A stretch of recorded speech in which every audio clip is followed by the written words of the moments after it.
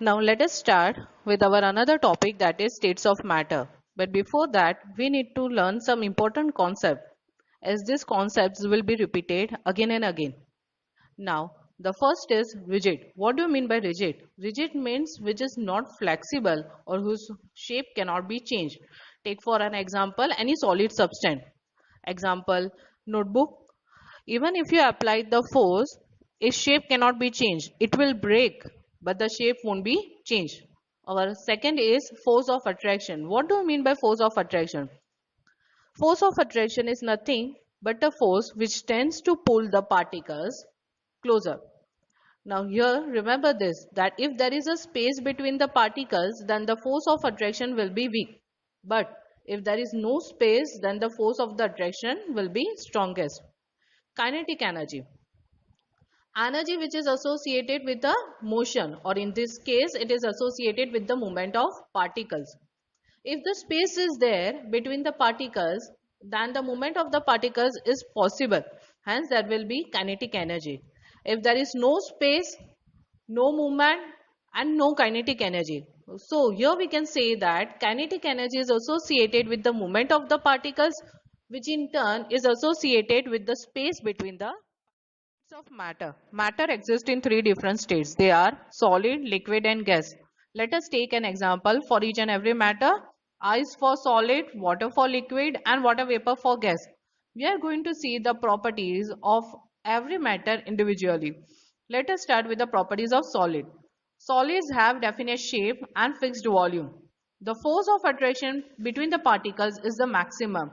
Why it is maximum? Because there is no space between the particles of the solid. The movement of the particles is minimum, hence kinetic energy is less compared to the liquid and gases. They are least compressible. What do you mean by compressible? Compressible means which can be reduced in size. The rate of diffusion is least. Least means minimum. It's of matter. What do you mean by diffusion? The process of mixing two different types of particles together is called diffusion. Let us take an example. See the diagram which is given below. Can you see it? Here, the particles of two different matters are given. One is in green in color, another one is in blue in color. If you see properly, that between two green particles, one blue particle is arranged, and that is known as diffusion. This is how the particles arrange themselves during the diffusion. Now, remember this, that when you are heating, the diffusion rate becomes faster. Solids may break under the force, but it is difficult to change their shape. Let us take some examples. A rubber band changes shape under the force. How it can change its force? Try to stretch it. If you are stretching it, the shape will be changed. But as soon as the force is removed, it regains its original shape. But if you apply excessive force, then it may break. Now the shape of each individual sugar or salt crystal remains fixed, whether we take it in our hand, put it in a place or in a jar. Properties of liquids. Liquids have no definite shape, but they have fixed volume. Liquids take the shape of the container in which it is poured. The space between the particles is slightly more as compared to the solid, but it is very less compared to the gases. The particles of the liquid can slip and slide over each other. See the diagram given below. Can you see that the particles of the liquid are sliding over each other? Now, the force of attraction between the particles is strong enough to hold the particles, but not in a fixed position. Here, the movement of the particles is more than the solid, but it is less than the gaseous state. Hence, kinetic energy is more compared to the solid. They are less compressible. The rate of diffusion is more than the solid. It is one an interesting question that why the liquids are always called fluid. You know that liquids flow. Take for an example water. Water always flow from higher region to a lower region. It can change the shape. Take for an example, try to pour the water in any bottle. It will take the shape of that bottle. So they are not rigid. Hence that is why they are called fluid. Now our another question is that Can other matter diffuse into the liquids? Yes, other matter can diffuse into the liquids, irrespective whether they are solid, liquids or gaseous. Now, why they can diffuse into the liquid? Because there is a space between the particles. See the picture which is given below. If you see it properly, that between the particles, there is a space. Hence, the particles of the liquid or the particles of other matter can slip into those spaces. Let us take some few example.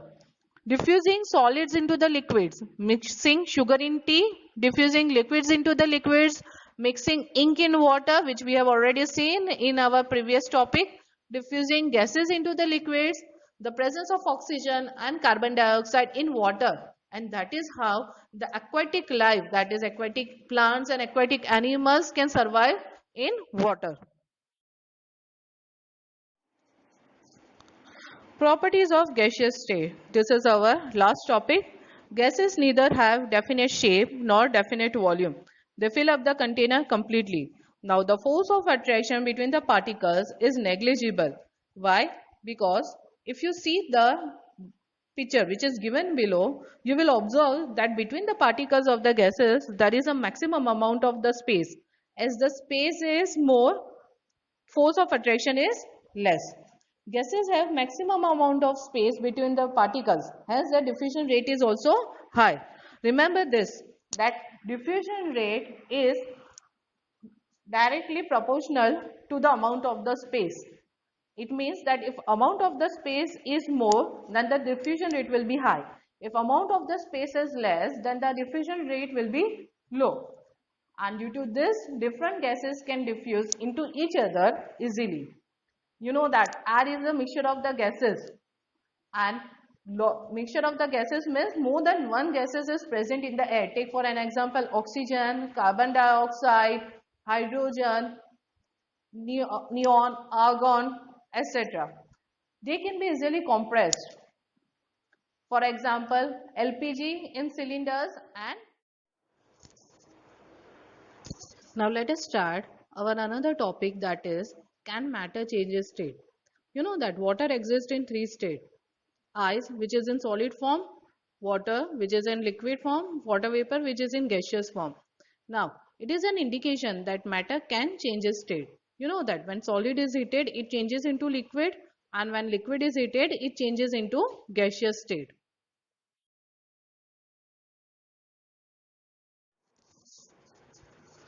See the picture which is given below. Here we have taken the ice in the beaker. There is a glass rod which is used for stirring, thermometer. Below it there is a burner, and on the burner there is a stand on which the beaker is kept. Okay, now as we provide the heat, ice starts melting. Why it is so?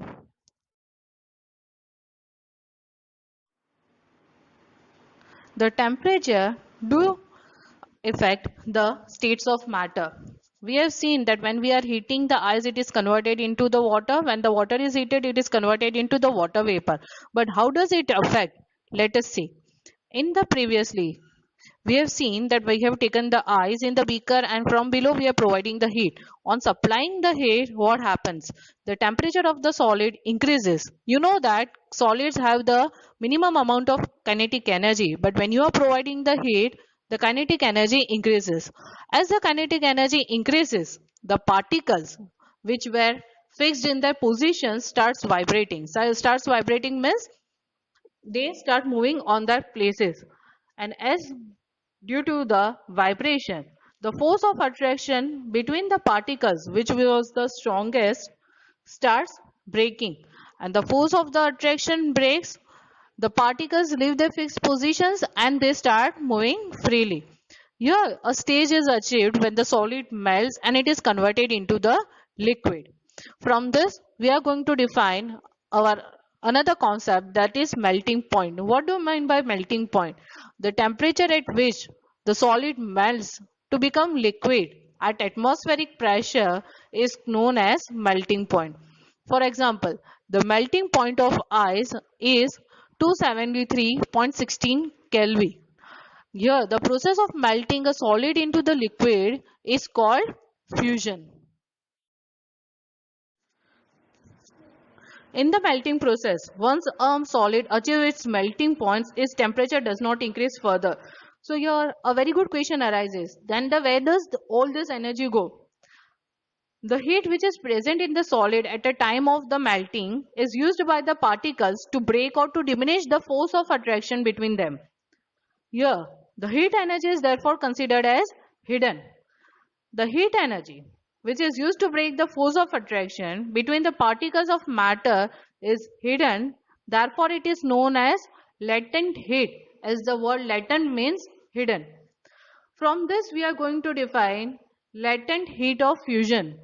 The amount of heat energy which is required to change 1 kg of solid into liquid at atmospheric pressure at its melting point is known as latent heat of fusion.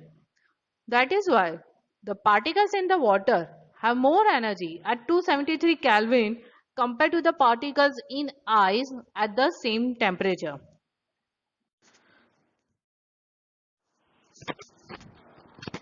You can check the melting point by measuring it with a laboratory thermometer. Now let us see the effect of temperature on liquid matter. What happens when we supply heat energy to the water? When we supply heat energy to the water, the particles starts moving even faster. Already there is a space between the particles of the matter, hence the force of attraction between them is weak compared to the solid. So, when you are supplying the heat energy, they try to break that force of attraction. Hence, at a certain temperature, they are converted into the gaseous state. From this, we are going to define boiling point. What do you mean by boiling point? The temperature at which liquid starts boiling at the atmospheric pressure is known as its boiling point. Boiling is a bulk phenomenon. Particles from the bulk of the liquid gain enough energy to change into the vapor state. The boiling point of water is 373 Kelvin or 100 degrees Celsius. Now, what do we mean by latent heat of vaporization? The amount of heat energy which is required to change 1 kg of liquid into gas at atmospheric pressure at this boiling point is called latent heat of vaporization. Now, remember this, that water vapor at 373 Kelvin have more energy than the water at the same temperature. Why? Because the particle have absorbed extra energy in the form of latent heat of vaporization. From this we can conclude that state of matter can be changed into another state by changing its temperature.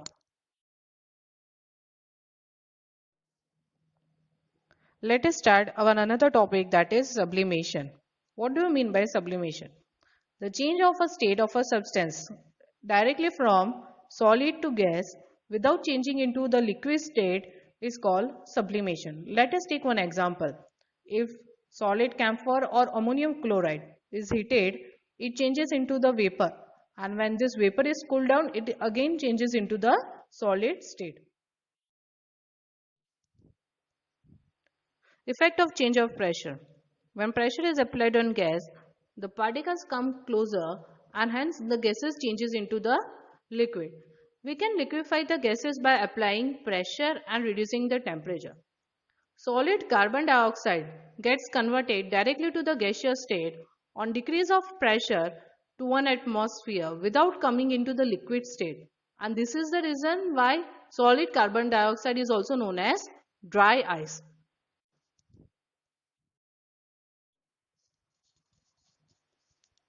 The three states of matter can be interconverted from one state to another state by increasing or decreasing the temperature or pressure. Now let us study about pressure unit. Atmosphere is a unit of measuring the pressure exerted by a gas. The unit of the pressure is Pascal, which is denoted by the symbol capital P and small a. The pressure of air in atmosphere is called atmospheric pressure. The atmospheric pressure at sea level is 1 atmosphere and it is taken as the normal atmospheric pressure. Now let us study about evaporation. The change of a liquid into vapor at any temperature below its boiling point is called evaporation. You know that evaporation is a surface phenomenon. The particles from the surface gain enough energy to overcome means to break the forces of attraction and changes to the vapor state. See the picture which is given below. Can you see? The particles at the top represents that they are having the high energy. Hence they evaporate. Now medium energy particles are pulled back into the water and lower energy particles remain as liquid.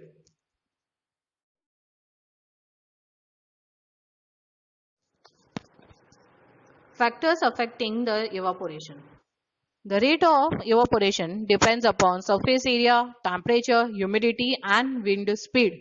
Increase in the surface area increases the rate of evaporation. When there is an increase in temperature, rate of evaporation increases. What do I mean by humidity? Humidity is nothing but the amount of water vapor present in atmosphere.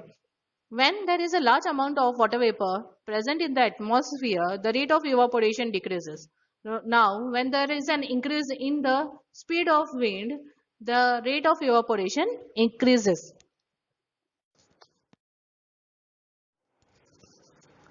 Evaporation causes cooling. When a liquid evaporates, the particles of the liquid absorb the heat from the surrounding and evaporates. So the surroundings become cool. For example, people sprinkle water on the roof or open ground because during the evaporation, water absorbs heat and make the hot surface cool. During summer, we sweat more because during evaporation, the sweat absorbs heat from our body, making the body cool. Now, very good question is there. Why do we wear cotton clothes in summer? Wearing cotton clothes in summer keeps us cool because cotton absorbs sweat, and when the sweat evaporates, it absorbs heat from our body, making our body cool. Scientists are talking of five states of matter. Which are they? Solid, liquid, gas, plasma, and Bose-Einstein condensate. What is plasma? It is a state consists of super energetic and super excited particles. Here the particles are in the form of ionized gases. The fluorescent tube and neon sun bulbs consist of plasma. The sun and the star they also glow because of the presence of plasma in them. Let us see of Bose-Einstein condensate. In 1920, our Indian scientist Satyendra Nath Bose has done some calculation for fifth state of matter. Building on his calculation, Albert Einstein predicted a new state of matter, and that matter is nothing else but Bose-Einstein condensate. The short form is BEC. Now this BEC is formed by cooling of gas of extremely low density, about 100,000 the density of normal air, to super low temperatures.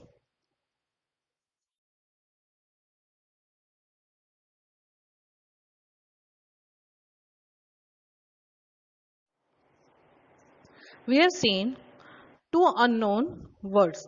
First is ionized gases, another is density. Let us see what do you mean by ionized gases.